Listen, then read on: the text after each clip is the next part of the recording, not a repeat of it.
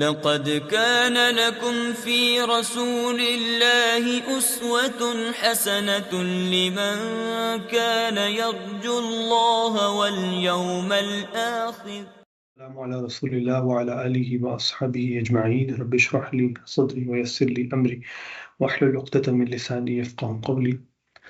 अल्लाहुम्मा जअलना मिनल लज़ीना आमनू व अमिलुस सालिहात व तवासौ बिल हक़ व तवासौ बिस सब्र। आमीन या रब्बल आलमीन। सो एज ऑलवेज मैं आपको पहले एक स्लाइड दिखाऊंगा जो मैं हर दफ़ा आपको दिखाता हूँ, सो दैट आपके माइंड में ये ड्रिल हो जाए कि हम कौन से फेज़ ऑफ द सीरा में हैं। सो याद रखें कि सीरा जब स्टार्ट होती है इट बिगिंस यानी प्रॉफिटहुड के बाद से। सो दीज आर रफली 13 years जो कि हैं इन मक्का, और उसके बाद अराउंड 10 years जो है वो मदीना की सीरा में हम देखते हैं। ठीक है, so we will be starting अभी आज जिस चीज़ को हम देखेंगे वो बेसिकली होगी द माइग्रेशन टू एबिसिनिया, और उससे पहले एक बहुत इम्पोर्टेंट काम हुआ था, that is the establishment of Darul Arqam. So उसको हम इंशाल्लाह जो है वो आज देखेंगे। So just give me a few minutes.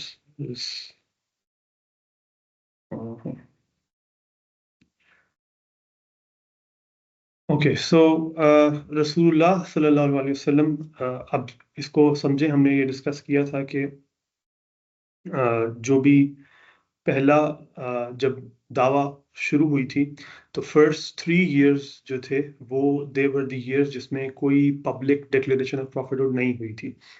Public declaration 3 years के बाद हुई है, जैसा कि हमने पहले भी देखा है।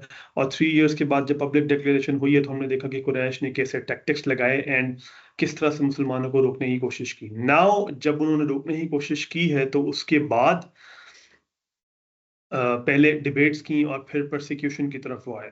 सो ये यानी तीसरे साल में दावा के शुरू हुआ है, यानी जब आपने पब्लिक डिक्लेरेशन कर दी तीसरे साल में, उसके बाद ये परसिक्यूशन जो है वो शुरू हो गई।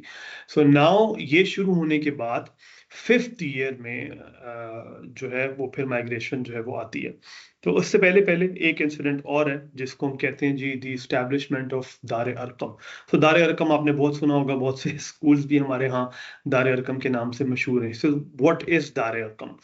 सो जब ये सारा कुछ हुआ, पब्लिक डिक्लेरेशन ऑफ फेथ हुआ और मुसलमानों को परसिक्यूट किया जाने लगा, सो द प्रॉफिट सल्लल्लाहु अलैहि वसल्लम फेल्ट द नीड कि कोई ऐसी जगह हो जहाँ पे ये जमा हो, बाजमात नमाज भी पढ़े और ये सारी की सारी चीज़ें। तो उन्होंने क्या किया कि उन्होंने ये दार अरकम का जो, यानी दार अरकम का मतलब क्या है कि अरकम का घर। ठीक है, तो अरकम वाज सहाबी, और आप ये सुन के बहुत हैरान होंगे, आपको लग रहा होगा कि ये बड़ा कोई बहुत कोई बड़ा शख्स होगा, 40-50 की उम्र होगी या कम से कम 25-30 साल तो होगी। He was a young boy actually. So इनकी जो एज हमें एग्जैक्ट तो नहीं पता, लेकिन रिपोर्ट्स में जो मिलती हैं वो 12 से 16 साल के दरमियान हमें उनकी एज मिलती है। तो अगर एवरेज लेके 14 भी लगा लेते हैं वो भी ठीक है, लेकिन 12 से लेके 16 साल तक के दरमियान, यानी ही इज अ टीनेजर। और टीनेजर जो है उसके घर को, सो रिपोर्ट्स में ये आता है कि उनका जो घर था वो उन्होंने अपने वालिद से इनहेरिट किया था। तो आप ये समझ लें कि इस वक्त रफली एक अंदाजे के मुताबिक कोई 30 के करीब सहाबा होंगे, 30 या 40 के करीब सहाबा आ चुके होंगे, यानी उनकी स्ट्रेंथ हो गई जो मुस्लिम्स थे। तो ये इनके बारे में कहा जाता है कि he is the amongst the 10 first Muslim converts जो हैं, 10 उनमें से एक रिपोर्ट के मुताबिक 7वें भी ये बंदे हैं जिन्होंने इस्लाम कबूल किया था। सो ये हाउस जो इनका जो घर था ये सफा की जो पहाड़ी है, आज आप जाते हैं जब उम्रा या हज करने तो सफा में आपने देखा तो वहां पे खिड़की से लगा के इन्होंने किया हुआ है, लेकिन बहरहाल ये सफा की पहाड़ी के पास बिल्कुल ये घर हुआ करता था। तो अब अगर आपने आज भी देखा है तो ये काबा, अब हम ये डिस्कस कर चुके हैं कि काबा इज अ पब्लिक प्लेस, और आपको अगर याद हो कि रसूलुल्लाह सल्लल्लाहु अलैहि वसल्लम ने अपना जो डिक्लेरेशन ऑफ प्रॉफिटहुड किया वो सफा की पहाड़ी पे चढ़ के किया था। और उस वक्त मैंने आपको बताया था कि जब आपने पब्लिक डिक्लेरेशन कोई करनी है तो सफा की पहाड़ी इज लाइक कि एक सेंट्रल एरिया बना हुआ है जहां पे चढ़ के कोई भी सबके अनाउंसमेंट की जा सकती है। यानी आज अगर आप समझ लें कि मोहल्ले में मस्जिद में ऐलान किया जाता है तो उस वक्त आप समझ लें कि वो जगह थी। तो ये घर बिल्कुल सफा के साथ था, सफा की पहाड़ी के साथ था, उसकी नॉर्दर्न बेस में था। आज भी आप चाहें तो आप देख सकते हैं। सो अब द थिंग इंटरेस्टिंग बात ये है कि इस घर को रसूलुल्लाह सल्लल्लाहु अलैहि वसल्लम ने चूज किया। और ये अरकम था कौन, ये बड़ी हैरानगी की बात है। एक तो ये कि छोटा ही इज अ बॉय, जो मैंने एज इनकी बताई है। दूसरी हैरान कुन बात ये है कि इनकी ट्राइब बनु हाशिम नहीं थी, बल्कि इनकी ट्राइब थी बनु मखजूम। और just to keep the discussion interactive, क्या आप में से कोई बता सकता है, किसी को याद है बनु मखजूम किसकी ट्राइब है और कौन है उसका chief leaders? Any big names from Banu Makhzum? कोई बताना चाहे जी, बनु मखजूम की ट्राइब किसी को अगर याद हो। बहुत दफा हमने देखा और बहुत दफा मैंने आपको ये चीज ब्रीफ भी की है कि बनु मखजूम और बनु हाशिम का क्या है, and what is who is the Banu Makhzum, the big guy कौन है? एनीवन? जी, किसी को याद है? वलीद। हाँ, अल वलीद इब्न मुगीरा, और उससे भी बड़ा जो जायंट, जो फिरौन ऑफ द उम्मा, Abu Jahl is basically the Banu Makhzum. तो बनु मखजूम और बनु हाशिम ऐसे राइवलरीज हैं। तो अब इसको जरा हिकमत को भी साथ साथ समझें कि no one would even think कि बनु मखजूम से कोई सपोर्ट करेगा और बनु मखजूम वाला कोई बंदा अपना घर दे देगा। और दूसरी बात ये कि इसकी लोकेशन को भी देखें जरा। लोकेशन क्या बन रही, मैंने बताया कि बिल्कुल सेंटर ऑफ द लोकेशन बन रही है, सेंटर ऑफ मक्का बन रही है। अब एक सेंट्रल प्लेस है जहां पे हर बंदे ने आना ही आना है, ट्रैफिक ही ट्रैफिक है, हर वक्त रश लगा हुआ है वहां पे। कोई सोच भी नहीं सकता कि यहाँ पे बैठ के ये लोग इतना कुछ कर रहे होंगे, क्योंकि आमतौर पे ऐसी काम सीक्रेट जगह पे किए जाएंगे। So the intelligence of the profit सल्लल्लाहु अलैहि वसल्लम इज अनमैच्ड। तो आपने इस घर को चूज किया, और ये अरकम जो थे सहाबी, इन्होंने अपना ये घर जो है वो इस मकसद के लिए डोनेट कर दिया। तो अब ये आप समझ लें कि ये एक सेंट्रल प्लेस बन गई मुसलमानों की इस जगह के लिए। तो इससे हम लेसन्स क्या लेते हैं, जल्दी से लेते हैं, और उसके बाद फिर हम माइग्रेशन टू एबिसिनिया की तरफ जो है वो हम जाएंगे। तो लेसन, इसमें सबसे पहला लेसन और बहुत ही जरूरी, यार इसकी एज देखें, just look at the age of this guy. चलो 16 साल का भी लगा ले, 16 साल हमारे जमाने में आजकल होता है मैट्रिक का बच्चा, ठीक है? तो हमारे जमाने में तो जो मैट्रिक जिसने किया होता है वो तो बेचारा बिल्कुल ही, यानी इसको तो दुनिया देखी नहीं होती है, तो बिल्कुल छोटा काका बना होता है।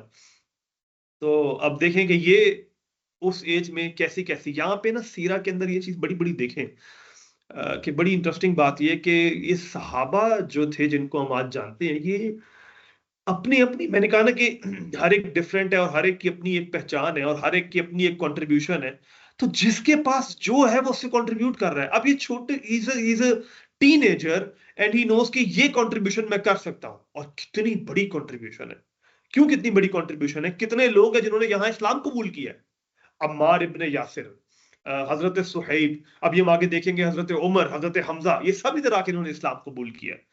अब हम हजरत उमर की स्टोरी में हम देखेंगे खबाब कैसे उनको वहां पे लेके आए। बट फॉर नाउ इसको जरा समझे गौर से कि ये ही इज कंट्रीब्यूटिंग जो उसके पास है। और ये पूरी हमने स्टोरी में यही देखा है। बिलाल के पास कुछ नहीं है, लेकिन उसने कंट्रीब्यूशन इन्होंने ऐसे की है कि अहदुल अहद के नारे लगाए हैं। आज भी he is our role model के तकलीफ कैसे सहनी है। खबाब के पास कुछ नहीं है, कुरान के कारी बन गए। इब्ने मसूद के पास कुछ नहीं, इज अ शेफर्ड, लेकिन कुरान के कारी है। तो जैसे जैसे जिस जिस तरीके से कंट्रीब्यूट करते हैं, कोई शख्स भी ऐसा नहीं है जो पीछे रहा हो। जितनी जिसकी इस्तात थी, जो उसके पास स्किल थी, उसने उसको यूज किया। और ये सबसे ज्यादा इंपॉर्टेंट लेसन है सीरा का। और आपने देखा होगा कि बार बार मैं इस लेसन को दोहराता हूं ताकि मैं और आप इससे अच्छे तरीके से लर्न करें। देन दूसरा लेसन इससे हमें मिलता है, जैसा कि मैंने कहा कि the intelligence and the strategic mindset of the prophet सल्लल्लाहु अलैहि वसल्लम, कि आपने उस जगह को चूज किया। तीसरी चीज जो बड़ी जरूरी नजर आ रही है कि इसकी जरूरत ही क्या थी। अपने अपने घर में हर कोई बंदा बैठ के करता रहे ना। ठीक है, मैंने इस्लाम कबूल कर लिया, आपस में तो हमें, ठीक है, हमने ये देख लिया कि कुछ लोग रसूलुल्लाह सल्लल्लाहु अलैहि वसल्लम मना कर रहे हैं कि अपना इस्लाम डिक्लेयर ना करो, अपने आप को तकलीफ में ना डालो। कुछ लोगों के बारे में रिपोर्ट्स आ गई, कुछ लोगों का खुल गया इस्लाम और उनके ऊपर जो है वो तकलीफें ढाई जा रही हैं, लेकिन कुछ लोगों का नहीं पता। तो ठीक है, फाइन, व्हाट्स द इशू? हर बंदा अपने अपने उस पर करता रहे। एक जगह पे आने की, मिलने की जरूरत क्या है? ये इंपॉर्टेंस यहां से आ रही है। जब आप एक मिशन पे होते हैं, वो जो आपकी टीम है, उसको चार्ज अप रखना, उसको उस मिशन की याद दहानी बार बार करवाते रहना। और ये जब हम मदीना वाले दौर में जाएंगे तब आप देखेंगे कि जुमा की नमाज का असल मकसद ही है। जुमा का जो लफ्ज है, मतलब क्या है उसका? गैदरिंग। वो गैदरिंग क्यों करवा रहे हैं? रसूलुल्लाह सल्लल्लाहु अलैहि वसल्लम की खुद बात तो सुने जो वो दिया करते थे। इट्स ओनली कि उस मिशन को वो ताज़ा कर रहे हैं बार बार। सूरह कौफ की तिलावत आप फरमाया करते थे। एक औरत फरमाती है कि मैंने याद ही सूरह कौफ ऐसे की कि रसूलुल्लाह सल्लल्लाहु अलैहि वसल्लम हर जुम्मे में उसकी तिलावत किया करते थे। तो अगर उस सूरह कौफ के अंदर क्या है, यही याद दहानी का आखिरत के मसले, और ये दैट्स इट। कोई अहकामात कुछ नहीं है, कोई मसाइल नहीं सिखा रहे थे कि वुजू ऐसे करना है तो ये ऐसे कर, नहीं, मिशन की याद दहानी। तो वी आर लर्निंग के having a place, a meeting place, जिसमें मिशन की याद दहानी कराई जा रही है। और ना सिर्फ मिशन की याद दहानी कराई जा रही है, दारे अरकम का, ये मेरा नेक्स्ट पॉइंट है लेसन का, दारे अरकम का करिकुलम क्या था, ये मैं पहले भी बता चुका हूं। दारे अरकम का करिकुलम वाज ओनली कुरान। तो now we are also learning the importance of educating the Muslims. हमारे यहाँ सबसे बड़ा मसला, हमारे यहाँ क्या है, जज्बात से क्यों एक्ट करता है आज का मुसलमान। आज का मुसलमान नामूस रसालत के ऊपर गलत चार्ज लगा के उसके ऊपर जाके जलाने घिराने को, ये सब करने को क्यों तैयार है। आज का मुसलमान इतना जाहिल क्यों हो गया है कि एक औरत सामने आती है और उसके ऊपर उसके कपड़ों पे कुछ डिजाइन बने हुए और कहते हैं इसने कुरान की तौहीन की है। इस कदर जाहिल मुसलमान क्यों हो गया, क्योंकि ये एजुकेशन की तरफ नहीं आ रहा, ये नॉलेज की तरफ आ ही नहीं रहा, ये दीन के नॉलेज को समझना ही नहीं चाह रहा। और यहां पे क्या हो रहा है, दारे अरकम में क्या हो रहा है, रसूलुल्लाह सल्लल्लाहु अलैहि वसल्लम तरबियत कर रहे हैं। Very important lesson, this is the importance of तरबिया इन आवर रिलीजन, कि कैसे जो मुसलमान हो रहे हैं उनकी तरबियत करना बहुत जरूरी है। अगर आप तरबियत नहीं करेंगे तो फिर वही हाल होगा जो आजकल के मुसलमान का है। बिल्कुल जाहिल हो चुका है आजकल का मुसलमान, उन जगहों पे जान फिदा करने को तैयार होगा जहां हुक्म ही नहीं है। दीन के नाम पे क्या क्या फजूल किस्म की बिदात इजाद कर चुके हैं, दीन के नाम पे क्या क्या किस्म के गलत अफकार पैदा हो चुके हैं, गलत अफाल कर रहे हैं। दीन के नाम पे हो रहा है सब कुछ, बिकॉज दीन का पता नहीं है, दीन की एजुकेशन नहीं है। रसूलुल्लाह सल्लल्लाहु अलैहि वसल्लम ने बाकायदा एहतमाम फरमाया है कि यार यहाँ पे इनकी, और अरकम का हाउस बड़ा अच्छा बड़ा घर था, वो 30-40 लोग उसमें आ जाया करते थे। जाहिर है, आपने, मैंने बताया ना कि स्ट्रेंथ कम से कम इतनी थी तो इतने लोगों को अकोमोडेट भी तो करना था। तो ये बड़ा घर था, इसमें लोग आ जाया करते थे। तो ये यहां से बहुत इंपॉर्टेंट लेसन हमें ये मिल रहा है कि एक तो ये कि करिकुलम क्या है, कुरान, कुरान के जरिए तज़किया हो रहा है, उनको प्योरीफाई किया जा रहा है, उनके बिलीफ्स जो गलत गलत अफकार थे उनको ठीक किया जा रहा है, आप उनकी तरबियत फरमा रहे हैं। तो ये बहुत इंपॉर्टेंट है हमारे रिलीजन में। और याद रखें, अगर आप दीन की तरफ आए हैं, ये मेरा आखिरी पॉइंट है, उसको बहुत ध्यान से सुनिएगा। अगर आप दीन की तरफ आए हैं किसी वीडियो को देख के मोटिवेट होके, किसी लेक्चर को मोटिवेट होके आप दीन की तरफ आए हैं, आपकी मोटिवेशन ज्यादा देर नहीं चलेगी। ये बबल मोटिवेशन है, जिस दिन ये बबल फटेगा आप वापस उसी रविश में चले जाएंगे। आपने देखा नहीं है, लोग रमजान में बड़े मोटिवेट नहीं होते, पहली सफ पे खड़े होकर तरावी नहीं पढ़ते और उसके बाद नमाज भी छोड़ देते हैं। आपने देखा नहीं है कि लोग उम्रे पे जाते हैं और चेंज होके आते हैं और उसके बाद वो बिल्कुल चेंज हो जाते हैं, लेकिन उसके थोड़े अर्से बाद बिल्कुल वैसे हो जाते हैं, क्योंकि वो थोड़ी देर के लिए काबा को देखा, मोटिवेशन आई, गिल्ट फील हुई और चले गए। रिलीजन की बेस नहीं बिल्ड की। बेस कैसे बिल्ड होती है, जब बिलीफ चेंज होते हैं। बिलीफ कौन चेंज करेगा, अल्लाह की किताब, रसूलुल्लाह सल्लल्लाहु अलैहि वसल्लम के फरमान। अगर ये बेस नहीं बिल्ड हुई, आपने अपना तज़किया नहीं किया, अपने ख्यालात को पाक नहीं किया, अपने थॉट प्रोसेस को नहीं चेंज किया, तो फिर आपकी जो रिलीजन में बेस है वो स्ट्रांग ही नहीं है। आप मोटिवेशन के तहत आए हुए, और जो शख्स मोटिवेशन के तहत आया होता है, motivation is like a bubble, याद रखें, वो फट जाती है। उस बबल के फटने से पहले पहले आपने एक्शन लेना होता है। वो मोटिवेशन ले ली, अब वो थोड़ी देर बबल है, उसके फटने से पहले पहले आपने कोई ऐसा एक्शन लेना है कि आप उसकी बेस से जुड़ जाए। और वो क्या है, एजुकेशन। अपने आप को एजुकेट करें रिलीजन में, कि अच्छा ये कर रहे हैं, क्यों करते हैं ऐसा, ये हमारा रिलीजन का एक कॉन्सेप्ट है, ऐसा क्यों है। अल्लाह की इबादत हम अकेले करते हैं खालिद करके, शिर्क की इजाजत क्यों नहीं है। अल्लाह की इबादत की बेस क्या है। हमें तो हमें तो अल्लाह का ही नहीं पता, हमें तो बेसिक्स नहीं पता।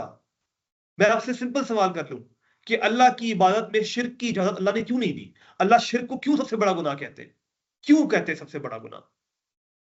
इतने और गुनाह हैं, शिर्क को ही अल्लाह ने सबसे बड़ा, शिर्क के बारे में क्यों कहा कि मैं नहीं बख्शूंगा अगर मर गया कोई शख्स इसके ऊपर, क्यों। ये कॉन्सेप्ट पता होना चाहिए।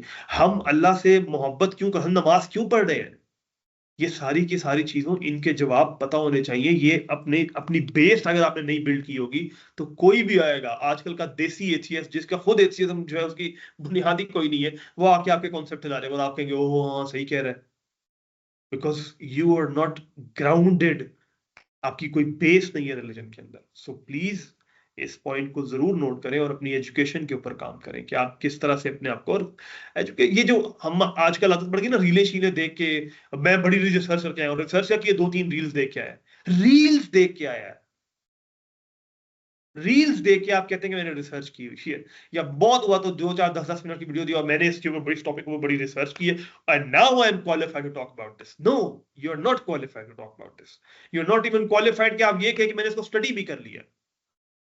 सो प्लीज इस चीज के ऊपर ध्यान दें, सही सोर्सेज से लर्न करना, इसकी लर्निंग को इंपॉर्टेंस दें सो दैट आपकी बेस बिल्ड हो और आपके ख्यालात जो है वो सही तरफ जाए। सो अब आगे चलते हैं जनाब, ये तो हो गया अरकम। अब चलते हैं जनाब आगे। सो अब हम एंटर हो रहे हैं, यानी इसके अंदर तकरीबन आप कह लें कि फिर से मैं रिपीट कर दूं कि, या बल्कि मैं मेरा ख्याल है कि आपको स्लाइड भी साथ दिखाता हूं, बिकॉज यहाँ पे ये स्लाइड दिखाना जरूरी है। सो ये देखिए जी, स्लाइड आपके साथ शेयर हो रही है। सो अभी हम कौन से फेज में, हम इस फेज में, ये जो स्टेज 2 है, पब्लिक दावा शुरू हो गई है, मिलिट्री कन्फ्रंटेशन, इसके स्टेज 2 को हमने 2 में डिवाइड किया था अगर आपको याद हो। पहला फेज था, दूसरा फेज था, तो अभी हम तकरीबन 5th ईयर के अंदर है, ठीक है। तो 5th ईयर के अंदर, यानी आपको मैंने बताया कि 3rd ईयर में प्रॉफिट डिक्लेयर हुआ है। अब तकरीबन 1.5 साल हो गया है रफली मुसलमानों को टॉर्चर सहते सहते, और इसमें torture, let's suppose how, let's see how many of you remember, torture ज्यादातर कौन सह रहा है? क्या एलीट लोग ज्यादा टॉर्चर सह रहे हैं या और दूसरे गुलाम लोग वो टॉर्चर ज्यादा सह रहे हैं? क्या ख्याल है जी, जवाब दे। टॉर्चर ज्यादा किसके ऊपर हो रहा है, किसको सहना पड़ रहा है टॉर्चर? गुलामों को। गुलामों को, जिसके पास तो, जो एलीट है उसके पास तो, अब आपको पता है ट्राइबल सिस्टम में कबीला इज द प्रोटेक्शन, उनके पास तो कबीला है। जो गुलाम है, बिलाल है, खब्बाब है, अम्मार इब्ने यासिर, इनके पास कोई कबीला नहीं है, ये टॉर्चर सह रहे हैं। अब इस पॉइंट को आपने याद रखना है, और अब हम डिस्कशन शुरू करते हैं आगे जाके, ये जो हम जिसको कह रहे हैं माइग्रेशन टू एबिसिनिया। अब इसको जरा गौर से सुनिएगा। तो अब परसिक्यूशन सहते सहते बहुत टाइम हो गया, अल्लाह ताला की तरफ से ऑर्डर आ गया। कुछ आयात जिनको कहा जाता है कि इसमें कहा गया था, मैं 2-4 आपके सामने रख देता हूं। इनमें से एक सूरह ज़ुमर की है, अऊज़ु बिल्लाहि मिनश शैतानिर रजीम, कुल या इबादियल्लज़ीना आमनु तक़ू रब्बकुम, मेरे बंदों से कह दो, मेरे गुलामों से कह दो जो ईमान लाए और जिन्होंने तकवा इख्तियार किया अपने रब का, लिल्लज़ीना अहसनु फी हाज़िहि दुनिया हसना, जिन्होंने इस दुनिया में एहसान किया उनके लिए इस दुनिया में भी एहसान है। वो अर्दुल्लाहि वासिअ, और अल्लाह की जमीन कुशादा है। क्या मतलब? तुम, यही जगह नहीं है मक्का में जहां तुम रुके हो, अल्लाह की जमीन जहां तुम जाओ, जाना चाहो। इन्नमा युवफ़्फ़स साबिरून अजरहुम बिगैरि हिसाब, और वो लोग जो सब्र करेंगे उनको बेहतरीन बदला दिया जाएगा, पूरा पूरा बदला दिया जाएगा। या एक और आयत है, या इबादियल्लज़ीना आमनू इन्ना अर्दी वासिया, मेरे बंदों, मेरी जमीन कुशादा है, फ़इय्या फ़अबुदून, बस मेरी ही इबादत करो। इब्ने कसीर कहते हैं कि ये जो आयत है ये उन लोगों के लिए की है कि जो लोग सही तरीके से रिलीजन को एक जगह पे फॉलो ना कर पाए, तो वो दूसरी जमीन में हिजरत कर सकते हैं जहां पे उनको रिलीजन प्रैक्टिस करने की ज्यादा आसानी है। इससे ऊपर वाली जो सूरह ज़ुमर की आयत मैंने पढ़ी, उसके बारे में इब्ने अब्बास कहते हैं कि ये जाफर इब्ने अबी तालिब और वो जो लोग जिन्होंने हबशा की तरफ हिजरत की है उनके बारे में। तो ये तो आ गया ऑर्डर। और जब ये ऑर्डर आयात आई तो रसूलुल्लाह सल्लल्लाहु अलैहि वसल्लम ने कहा उन सब, अपने सब लोगों से कि तुम में से जो जाना चाहता है वो जाए, तुम हिजरत क्यों नहीं करते हो? यकीनन हबशा के अंदर एक क्रिश्चियन बादशाह है जो कि बिल्कुल आदिल है, और उसके बारे में 2 बातें कही। वो आदिल क्यों है? वो आदिल इसलिए है कि वो लोगों को परसिक्यूट नहीं करता और उनके रिलीजन के साथ इंटरफेयर नहीं करता। ये 2 बातें कही आपने। अब जब ये हुआ और मैंने कहा कि this is 5th year of the Rajab, तो 3 साल में प्रॉफिटहुड डिक्लेयर हुआ है, और 1.5 साल टॉर्चर सहने के बाद, 1.5 साल टॉर्चर सहने के बाद, आज हमें कितना हो रहा है ना कि फलस्तीन में जो हो रहा है, अभी साल हुआ है, देखें तो क्या क्या कुछ उन्होंने सहा है।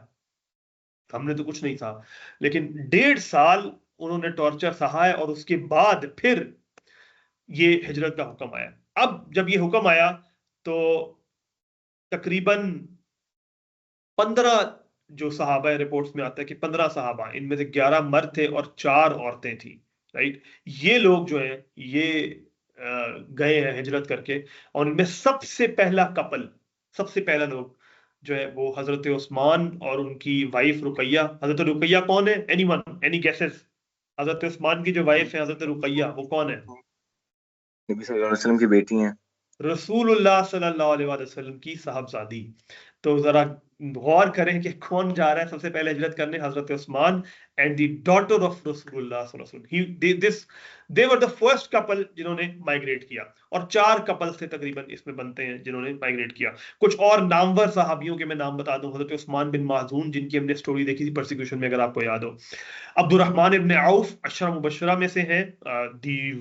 इनको देख के आपके माइंड में हमेशा एक चीज आनी चाहिए, दी वेल्दिएस्ट सहाबी and the swag of Abdurrahman ibn Auf, जबकि वो आते हैं।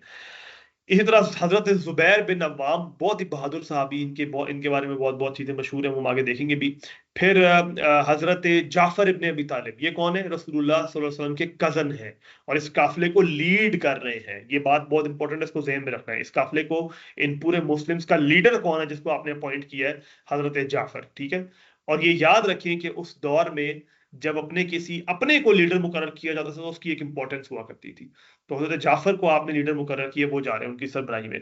फिर हजरत मुसअब बिन उमैर, इनकी स्टोरी याद हमने देखी थी कि जो बहुत ही लाडले से अपनी वालदा के और उनके साथ फिर क्या हुआ था इस्लाम जब इनका डिक्लेयर हुआ था। फिर एक बहुत इंपॉर्टेंट सहाबी अबू सलमा, ये वो सहाबी है जो भी हम देखेंगे आगे जाके कि हबशा में इनकी डेथ भी हो गई, और फिर इनकी वाइफ थी उम्मे सलमा।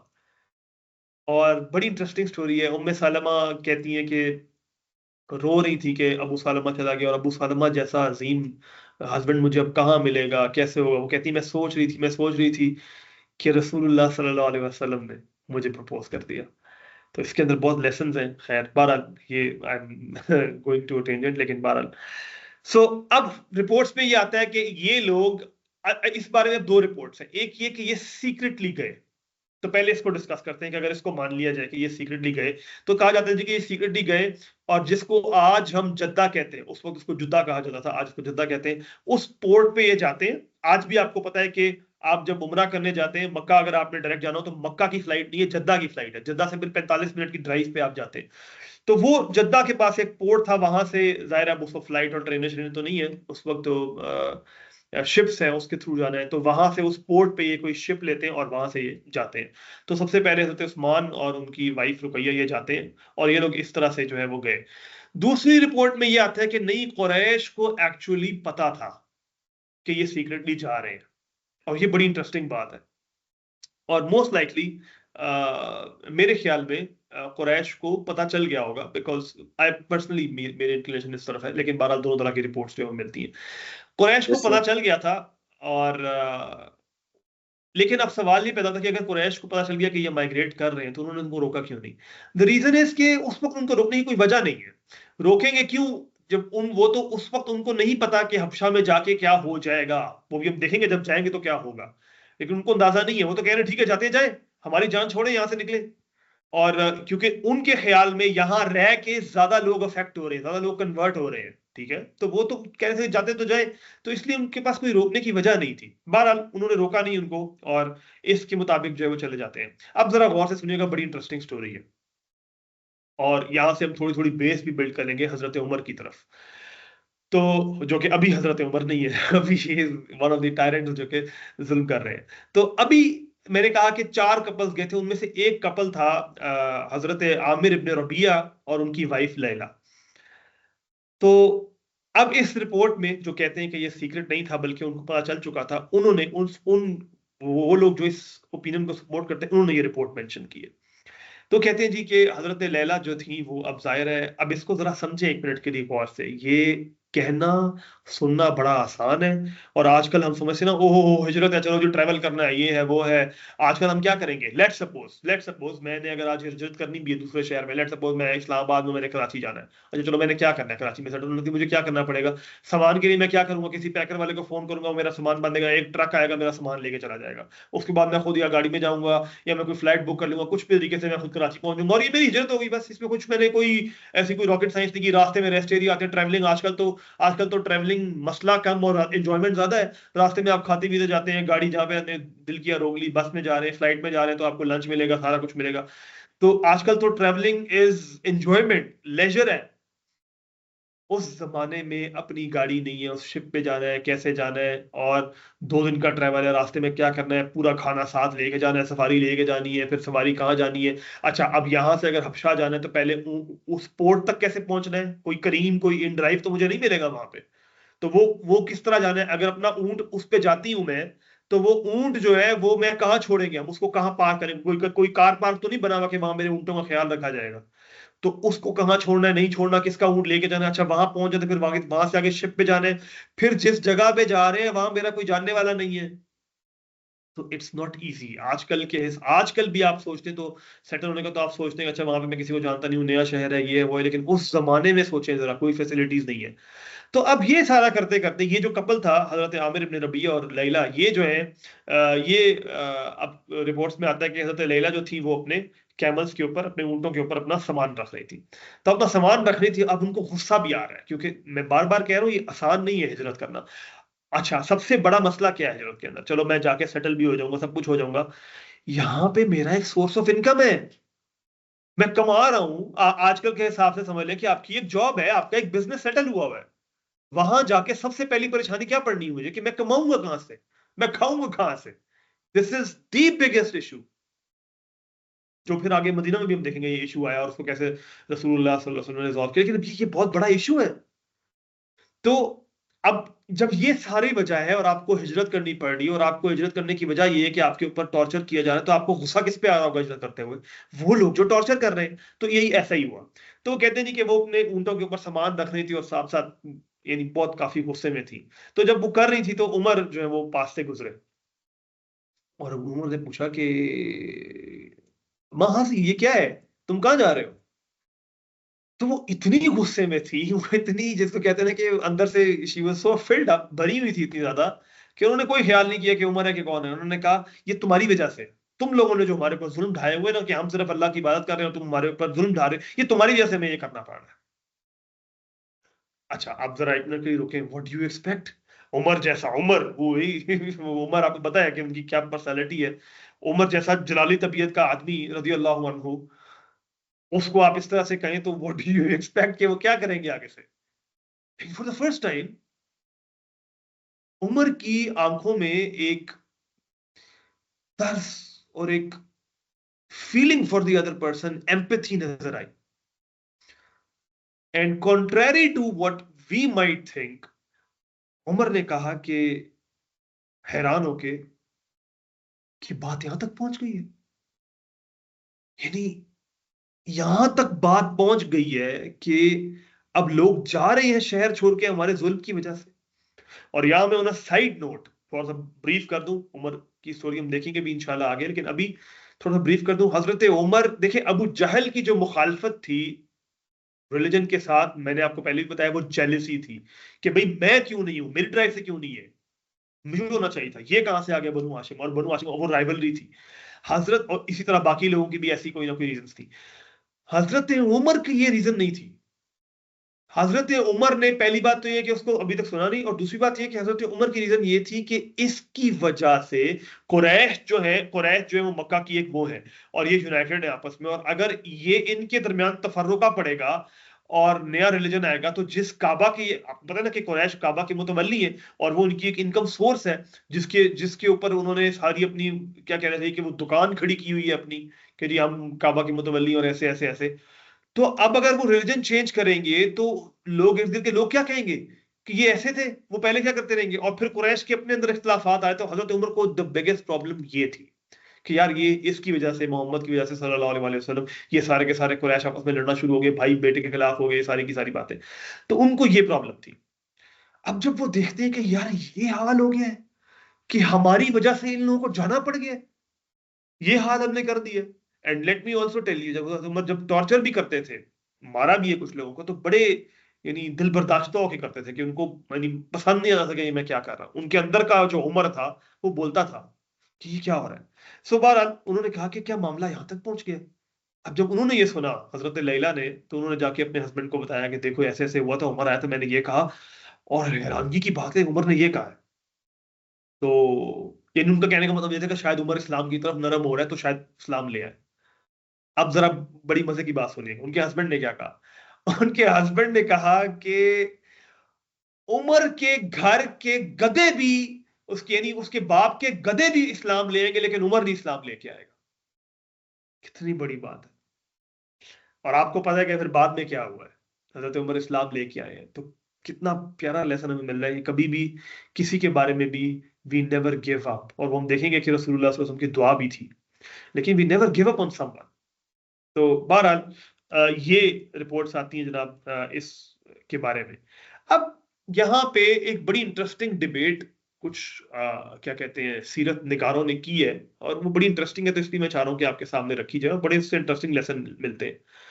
अच्छा देखिए, पहली रीजन हमारे ज़हन में क्या आती है, और यहाँ मैं आपसे सवाल जवाब भी करूंगा। आपके ख्याल में पहली रीजन मैं आपसे पूछूं, give me the top reason के मुसलमान एबिसीनिया हिजरत करके क्यों गए? बताएं जी, क्या रीजन थी, क्यों गए? आपने पढ़ लिया ना, सिंपल सा सवाल है, क्यों गए जी हिजरत है हबशा हिजरत करके क्यों गए?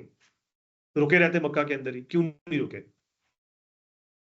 क्या ख्याल है?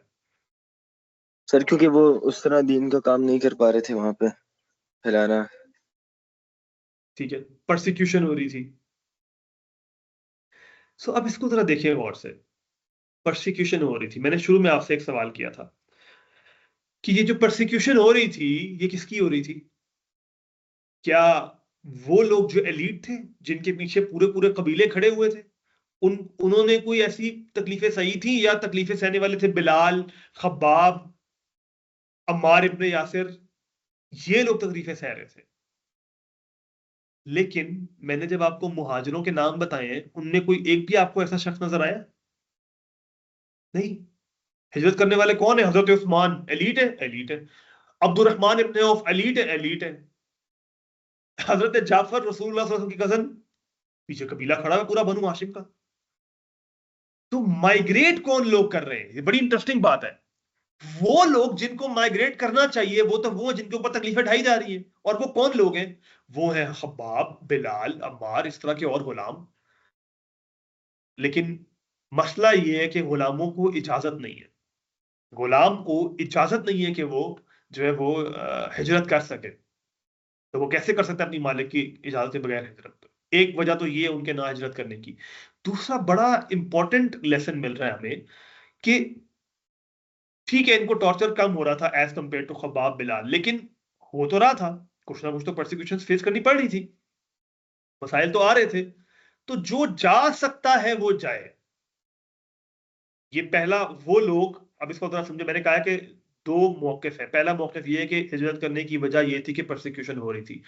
अगर हम इस मौकिफ को अपनाते हैं तो इसके मुताबिक हजरत उस्मान, हजरत अब्दुर्रहमान इब्ने औफ, हजरत जाफर, ये जो एलीट लोग हैं, इनकी माइग्रेशन की रीजन ये थी कि टॉर्चर से बचा जाए। हालांकि इनके ऊपर उस लेवल का टॉर्चर नहीं हो रहा जितना बिलाल और गुलामों के ऊपर हो रहा है, लेकिन फिर भी जितना भी हो रहा है, तो यहां से फिर हम लेसन क्या निकालेंगे? यहां से हम लेसन ये निकालेंगे कि जो टॉर्चर को अवॉइड कर सकते हैं, वो जो हमने पहले भी निकाला है, वो जो परसिक्यूशन को अवॉइड कर सकता है, तकलीफ को अवॉइड कर सकता है, अच्छी जगह जा सकता है, तो वो जाए, he is free to go. यहां से रिलीजन के अंदर एक आसानी हमें नजर आ रही है, और याद रखिए हमारे दीन में अल्लाह ताला ने बहुत आसानियां दी है, वो एक सेपरेट मौजू है। लेकिन दीन ने एक आसानी दे दी, अल्लाह ताला ने हमारे लिए एक आसानी कर दी कि यार अगर तुम ऐसी जमीन में हो जहां पे तुम्हें लग रहा है कि मुश्किल हो रही है, उस जमीन में चले जाओ जहां पे आसानी है। अच्छा, जा कहां रहे हैं?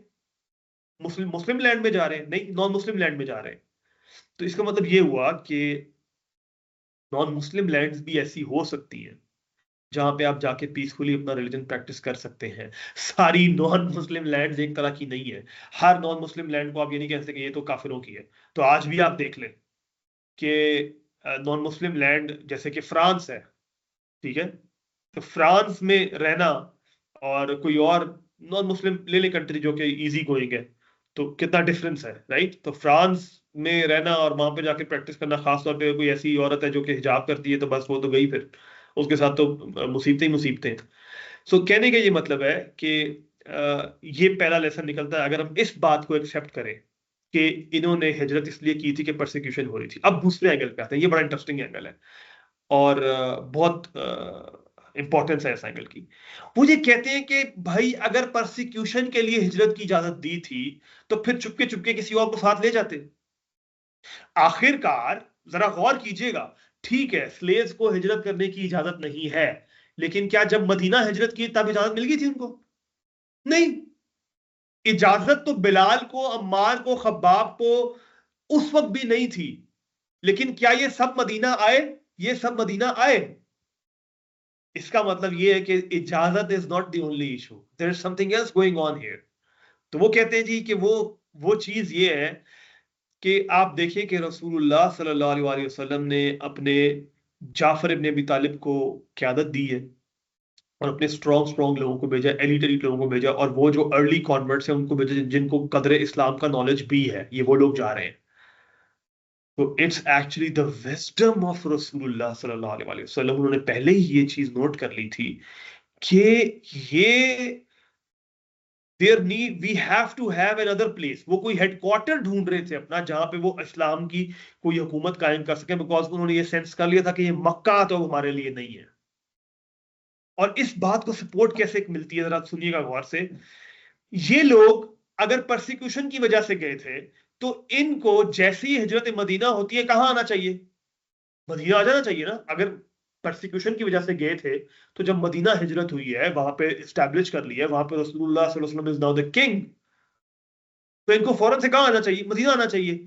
लेकिन ये वहां पे हबशा में 14 साल रहे हैं, which means 7 years after the Hijra. हजरत जाफर बदर में नहीं है, ओहद में नहीं है, ये नहीं है, ये उधर ही है। हाँ, हजरत अब्दुर्रहमान इब्न औफ जरूर आ जाएंगे मदीना, लेकिन हजरत जाफर तो उधर ही है। हजरत जाफर क्यों उधर है? खैबर के बाद रसूलुल्लाह सल्लल्लाहु अलैहि वसल्लम ने खत लेके उनको बुलाया।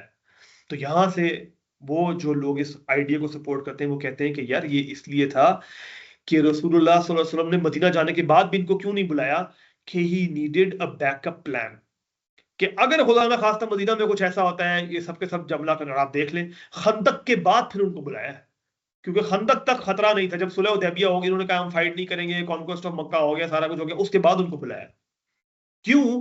क्योंकि अब खतरा टल गया, अब यकीन हो गया कि मदीना हमारा मरकज बन गया, मदीना इज आवर हेडक्वार्टर, अब कोई खतरा नहीं है। उससे पहले पहले आप देख ले खतरा है, हर साल जंग हो रही है, कुरैश आ रहे हैं, ग़ज़वा अज़ाब में तो सारे मिल के आगे कि हम इनको खत्म कर देंगे एक दफा ही। तो प्लान ये था रसूलुल्लाह सल्लल्लाहु अलैहि वसल्लम का कि अगर खुदा ना खास्ता हम यहाँ पे वी आर वाइप्ड आउट, तो वी डू हैव इस्लाम बचा रहे। बदर में आपकी बार बार दुआ क्या है कि या अल्लाह आज अगर तूने हमारी मदद ना की तो तेरा नाम लेने वाला कोई नहीं रहेगा। तो वहां वो बैकअप प्लान के तौर पे रखा होता। ये this is the second opinion, और ये भी बड़ा फिट बैठता हुआ नजर आता है। बाकी अल्लाह जाने और अल्लाह के रसूल जाने कि उन्होंने ये हिकमत का फैसला क्यों किया था। बहरहाल हम तो लेसन इस तरह से निकाल सकते हैं। सो बहरहाल ये तीन चार जो थी वो चीजें थी। तो यहाँ पे अब आखिरी कुछ लेसन्स देखते हैं हम हिजरत से, और फिर हम आगे उसकी तरफ जाते हैं। सो पहली चीज तो ये कि नॉन मुस्लिम लैंड सारी एक तरह की नहीं है। आप अगर टॉर्चर किया जा रहा है आपको, आपकी रिलीजन आज के दौर में हम इसको कैसे इम्प्लीमेंट करेंगे, कि आज भी अगर किसी जगह पे मुझे रिलीजन प्रैक्टिस करने में मुश्किल होती है, तो मैं किसी ऐसी लैंड में जाना चाहता हूँ जहाँ पे रिलीजन अच्छा प्रैक्टिस हो रहा है, तो मुझे जाने की इजाजत है। लेकिन लेकिन लेकिन ये हिजरत कब कहलाएगी? जब ये अल्लाह के लिए होगी, ये दीन के लिए होगी। मैं दीन बेटर प्रैक्टिस करना चाहता हूँ, ये तब हिजरत मानी जाएगी। ये नहीं कि घर में घर वालों से जान छुड़ाने के लिए मैं तंग आ गया हूँ घर में रह रहे कि मैं दूसरी कंट्री चला जाऊँ, मैं कहूँ जी मैं तो अल्लाह की राह में हिजरत कर रहा हूँ, मुझे तो हिजरत वाला सवाब है। नो, इस तरह नहीं है। This is for the sake of Allah. आप रिलीजन बेटर प्रैक्टिस करना चाह रहे हैं, आपकी सोल नियत है, तब ये हिजरत वाले मामले में आप जो है वो आते हैं। अदरवाइज इसका मतलब ये नहीं है। दूसरी बात ये कि रसूलुल्लाह सल्लल्लाहु अलैहि वसल्लम ने प्रेज किया नजाशी को कि एक क्रिश्चियन किंग है जो कि आदिल है, आदिल बादशाह है। क्यों आदिल है? कि वो लोगों को परसिक्यूट नहीं करता, उनके रिलीजन में इंटरफेयर नहीं करता। तो इसका मतलब ये हुआ कि हम उन नॉन मुस्लिम लैंड्स के अंदर भी जा सकते हैं जहां पे हमारे रिलीजन को खतरा ना हो। तो एक तो ये कि मैं मुस्लिम लैंड में आजकल के दौर में मैं किसी मुस्लिम कंट्री में इमिग्रेट करूं। दूसरा ये कि हम किसी नॉन मुस्लिम कंट्री में जाते हैं जहां पे मुझे लगता है कि रिलीजन प्रैक्टिस करने का मुझे फ्रीडम है, मुझे परसिक्यूट नहीं किया जाएगा, और सिर्फ इसलिए कि मैं मुस्लिम हूँ मुझे उस नजर से नहीं देखा जाएगा। तो आप वहां पे जा सकते हैं if there is any land such land. So बहरहाल ये जनाब लेसन है। सो अब कुछ एक दो और रिफ्लेक्शंस और अपने आप से सवाल पूछने वाले। देखिए, बड़ी इंटरेस्टिंग बात है। हमने अरकम से स्टार्ट किया। अरकम की एज क्या है? He is just a teenager. और हम कितने कितने सालों के हो गए और अभी तक हमारी the question that we need to ask ourselves is, मेरी अभी तक ऐसी क्या कंट्रीब्यूशन है? मेरी क्या कंट्रीब्यूशन है रिलीजन के लिए? मैं आपको बताऊं, कल भी मेरे पास परसों के पता नहीं किस दिन स्टूडेंट आया, और ये स्टूडेंट्स की भरमार है मेरे पास इस बात के ऊपर कि मुझे बताएं जी कि मैं क्या करूं, मुझे ये समझ नहीं आता मैं करियर क्या चूज करूं, मुझे बताएं जी मैं अपने आप को कैसे जानूं, मैं क्या करूं। ये क्यों है? अल्लाह ताला कुरान में कहते हैं ना, वला तकूनु कल्लज़ीना नसुल्लाह फअनसाहुम अनफुसहुम, कि उन लोगों की तरह ना हो जाओ कि जिन्होंने जब अल्लाह को बुलाया तो अल्लाह ने उनको उनकी आइडेंटिटी बुला दी। हम वो लोग हैं जिनको गोद के अंदर मां की गोद में थे और हमें कुरान गिफ्ट में मिल गया, गिफ्ट मिल गया हमें इस्लाम का, और हमने उसकी कदर नहीं की, हमने उसको भुला दिया, बस एक पुश डाल दिया। इंस्टेड कि हम अपने कॉन्सेप्ट्स, अपनी डेफिनेशन ऑफ सक्सेस, अपनी definition of good and bad Quran से लेते, इस्लाम से लेते, हमने गोरों को रोल मॉडल बना लिया। क्या रोल मॉडल्स हैं आजकल? Steve jobs, Bill Gates, Jeff Bezos, Richard Branson, ये रोल मॉडल्स हैं जो खुद क्लियर नहीं है अपनी जिंदगी के बारे में। Just because they have made some money, just because they have an empire, just because they've made some कोई बड़ा वो खड़ा कर लिया और उसकी बेस पे आपने उनको रोल मॉडल बना लिया विदाउट योर थिंकिंग। क्या ये अल्लाह की किताब के साथ, अल्लाह के दिए हुए गिफ्ट के साथ गद्दारी नहीं है? आपको कोई शख्स आके गिफ्ट दे, आपके हाथ में पकड़ा है और कहे कि इसका ख्याल रखना, ये तुम्हारे लिए गिफ्ट है, आप उसको छोड़ दें और वही चीज किसी और की तरफ चले जाए, आपको कैसा लगेगा?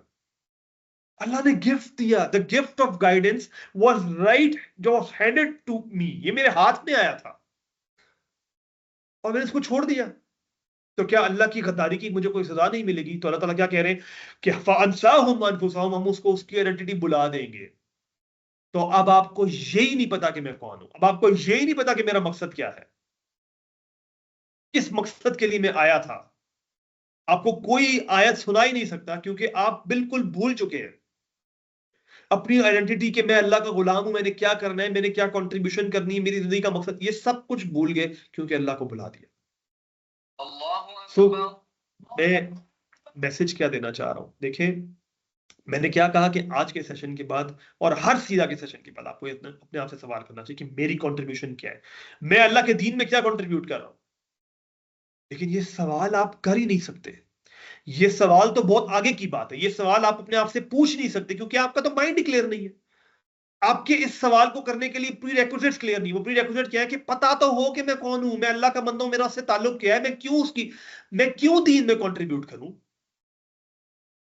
आपके तो माइंड में ये सवाल आता है मैं दीन में कंट्रीब्यूट क्यों करूं, दीन ने मुझे दिया क्या है, वो बेसिक सवाल ही क्लियर नहीं हुआ। सो अपने आप से ये सवाल पूछना कि मेरी कंट्रीब्यूशन क्या है, मैं कैसे कंट्रीब्यूट, ये तो बहुत बाद की बात है। सो प्लीज मेरी आपसे रिक्वेस्ट है, इस आयत का कन्वर्स भी ट्रू है। अगर आप चाहते हैं कि आपको आपकी आइडेंटिटी वापस मिले, अगर आप चाहते हैं कि आपको पता चले कि मेरी क्या आइडेंटिटी, मैं कौन हूं, मुझे क्या करना चाहिए, मेरी जिंदगी का मकसद क्या है, पहले अल्लाह से जुड़े। इस आयत का कन्वर्स ट्रू है। अगर अल्लाह को बुलाने की कॉस्ट ये थी कि आप अपनी आइडेंटिटी भूल गए, तो अपनी आइडेंटिटी वापस लेने के लिए प्राइस जो पे करनी पड़ेगी वो ये कि अल्लाह से कनेक्शन डेवलप करना पड़ेगा। ये पहला स्टेप है।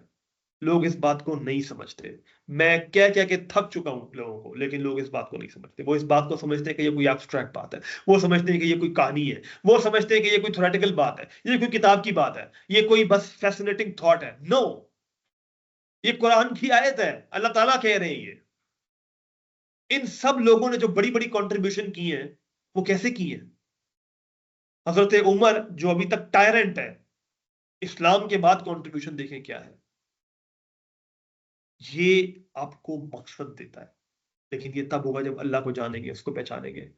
सो अगर आप अपनी लाइफ इस सीरा को पढ़ने के बाद भी आपकी लाइफ वैसी चल रही है, आप वैसे ही वही काम कर रहे हैं, वही अमाल कर रहे हैं, बस एक घंटे की क्लास मुश्किल से आप ले लेते हैं, उसके बाद चले जाते हैं, इट्स मेकिंग नो डिफरेंस। इसका कोई फायदा नहीं है। फायदा तब है जब मेरे अंदर चेंज आए, और चेंज पहला क्या आना चाहिए, मुझे पता तो हो मेरी जिंदगी का मकसद क्या है, मैंने करना क्या है। मुझे ये तो बताओ कि अल्लाह मुझसे क्या चाहता है। ये तो बहुत बाद की बात है, दीन के अंदर कंट्रीब्यूट करना है तो बहुत बाद की बात है, पहले ये तो बताओ। तो बराए मेहरबानी प्लीज अपने साथ टाइम गुजारें, अल्लाह के साथ टाइम गुजारें, अपने आप को जाने, जाने कि आप कौन है, अल्लाह आपसे क्या चाहता है, आपका यूनिक पर्पस, वो तो बहुत बाद की बात आएगी, लेकिन पहले ये तो चीजें क्लियर करें। ये जानेंगे तो आपको पता चलेगा। तब आप देखिए, इनसे फैसिनेट होना बड़ा आसान है। ओहो, अरकम टीनेजर, इतनी बड़ी कंट्रीब्यूशन, वाओ।